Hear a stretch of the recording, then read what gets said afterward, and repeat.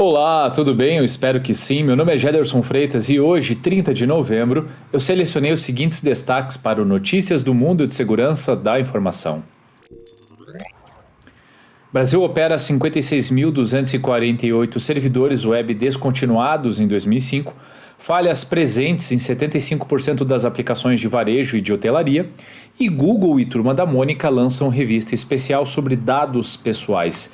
E eu começo com essa notícia que complementa uma outra que eu trouxe esses dias. Brasil opera 56.248 servidores web descontinuados em 2005.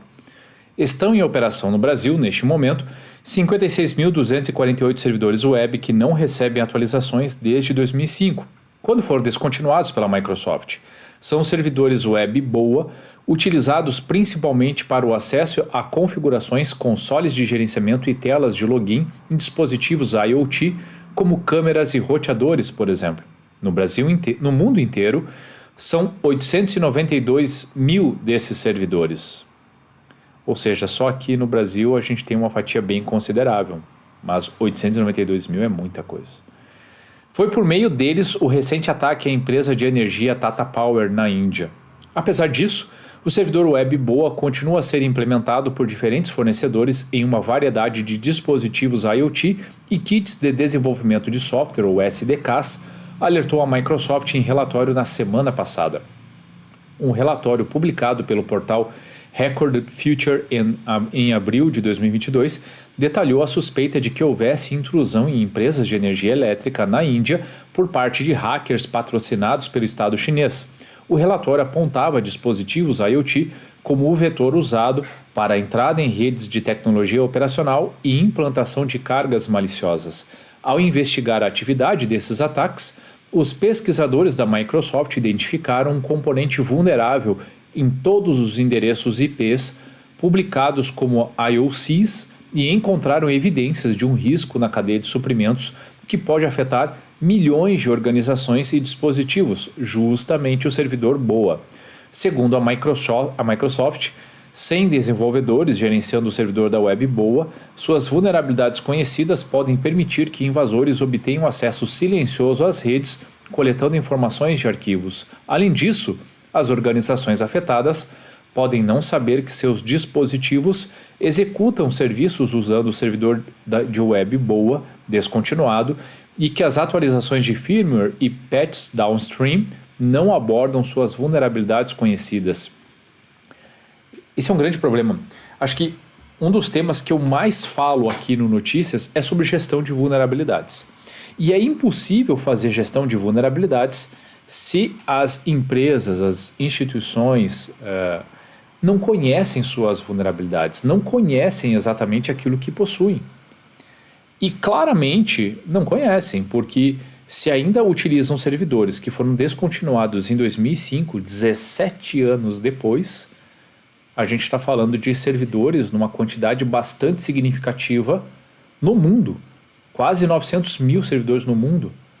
Então é bastante representativo e não à toa, né, todos os países estão passando por uma série de incidentes graves. Falhas presentes em 75% das aplicações de varejo e de hotelaria. Quase 3/4 dos aplicativos de varejo e hotelaria contêm falhas de segurança, mas apenas 25% delas são corrigidas. Pior ainda, 17% dessas falhas são classificadas como muito graves, o que significa que representam uma séria ameaça ao negócio se exploradas. Os dados foram publicados no relatório State of Software Security, volume 12 da Veracode, que analisou 20 milhões de varreduras de código em 500 mil de aplicativos nos setores de varejo, industrial, saúde, tecnologia, público e serviços. Apesar do número relativamente baixo de bugs de segurança corrigidos, o setor de varejo ocupa o segundo lugar em correções de bugs, demonstrando a necessidade de melhorar a segurança nas empresas de todos os setores. Nas palavras de Eng, em comparação com outras indústrias, os distribuidores estão mais preocupados em corrigir os bugs quando eles são descobertos. Embora isso seja promissor, está claro que mais precisa ser feito globalmente para integrar a detecção e correção de falhas no processo de desenvolvimento de software, para que as vulnerabilidades possam ser tratadas com mais eficiência.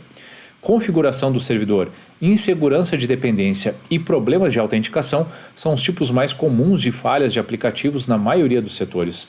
Os setores de varejo e hospitalidade seguem um padrão semelhante, mas aqui as porcentagens são mais altas em quase todas as categorias de falha, devido à maior complexidade funcional dos aplicativos internos e voltados para o cliente. A Veracode examinou 3 tipos diferentes de análise para gerar comparações de tempo de correção de setor: verificação de segurança de análise dinâmica, DAST, verificação de segurança de análise estática, SAST, e análise de composição de software, SCA.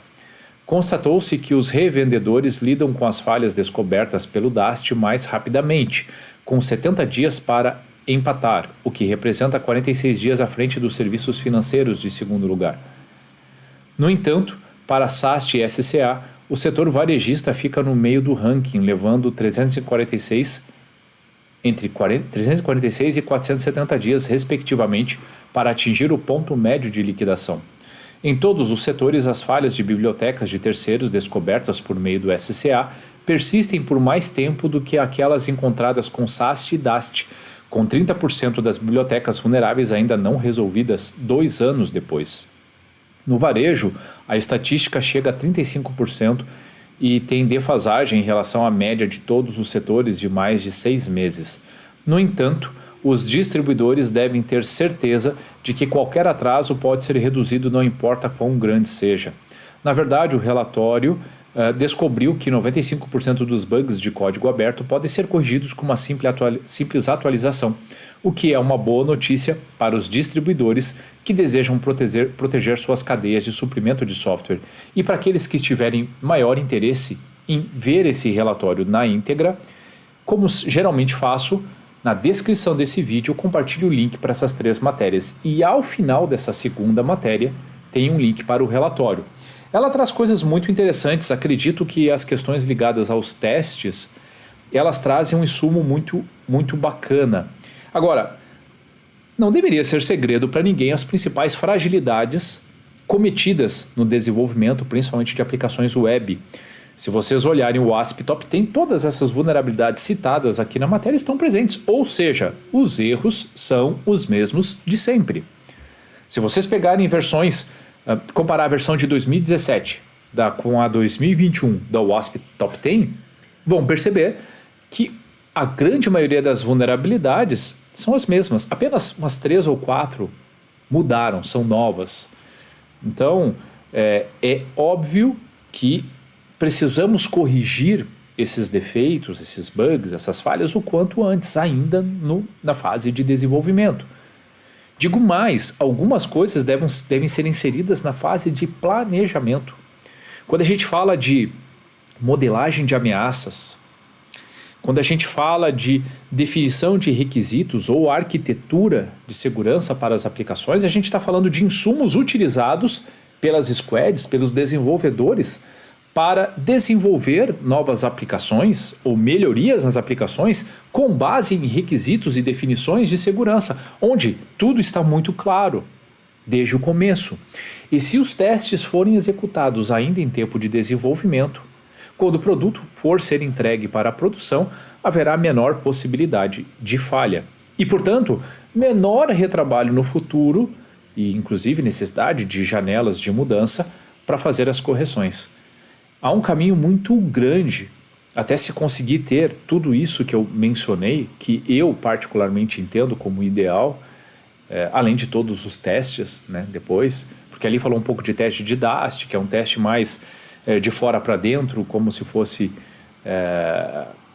simulando, né, obviamente a partir de ferramentas, a ação de alguém externo, e os testes de SAST e SCA mais de dentro para fora, analisando o código, mas todos eles são complementares, todos eles são importantes. Portanto, é importante que eles estejam todos inseridos ainda na fase de desenvolvimento.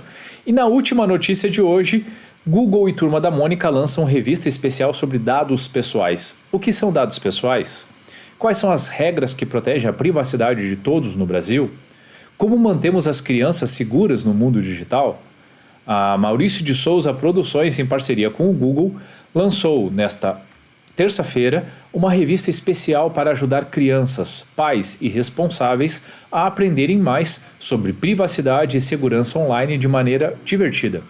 Em Turma da Mônica em Proteção aos Dados Pessoais, professor Espada acompanha Mônica e sua mãe, Dona Luísa, numa jornada para aprender mais sobre segurança na internet e proteção de dados pessoais, que começa com uma ligação telefônica suspeita. Como os dados pessoais foram acessados por terceiros? Com quem foram compartilhados e por quê? A partir dessas perguntas, Mônica inicia suas descobertas e aprendizados sobre privacidade e como se proteger na internet. Em 2023, ele será distribuído em instituições de ensino, escolas, organizações da sociedade civil, com foco em direitos das crianças e dos adolescentes, além das entidades e institutos de pesquisa preocupadas com a privacidade e proteção dos dados. Giovana Ventre, advogada do Google Brasil, que coordenou o projeto, destaca: com a privacidade no centro de tudo o que fazemos e reforçando o nosso compromisso com as pessoas que utilizam nossos produtos e serviços, desenvolvemos junto com a Maurício de Souza Produções um material que pode ajudar as crianças a se tornarem exploradoras seguras e confiantes do mundo online, com atenção à proteção de seus dados pessoais. Os quadrinhos da Turma da Mônica são um tesouro nacional e, naturalmente, o meio perfeito para que as crianças e suas famílias se apropriem desses temas. Na linguagem dos quadrinhos, a Turma da Mônica ajuda a traduzir para todos os públicos a relevância da proteção de dados pessoais. Estamos muito felizes com essa importante parceria com o Google num tema tão relevante, afirma a diretora executiva da Maurício de Souza Produções, Mônica Souza.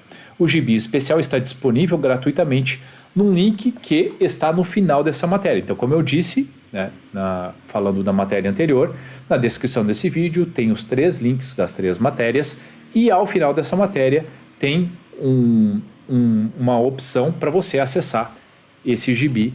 E convenhamos, pessoal, que ação interessante. É realmente necessário, se quisermos trabalhar o aculturamento de segurança da informação, que comecemos desde já, desde novos, trazendo essa preocupação, falando como é importante o quanto é importante que as crianças saibam como lidar com esses dados, com quem compartilhar, de que forma, o que evitar, e falar um pouquinho sobre crimes, falar sobre essas abordagens que tantas vítimas têm feito.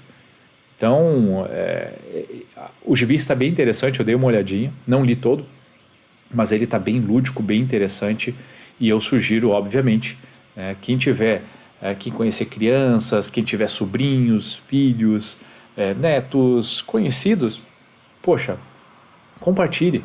É o tipo de conhecimento que faz a diferença, que pode evitar golpes, que pode evitar dores de cabeça, que pode evitar que as novas gerações venham a ser vítimas desse tipo de golpe. Então é muito importante que a gente trabalhe essa parte de conscientização desde cedo.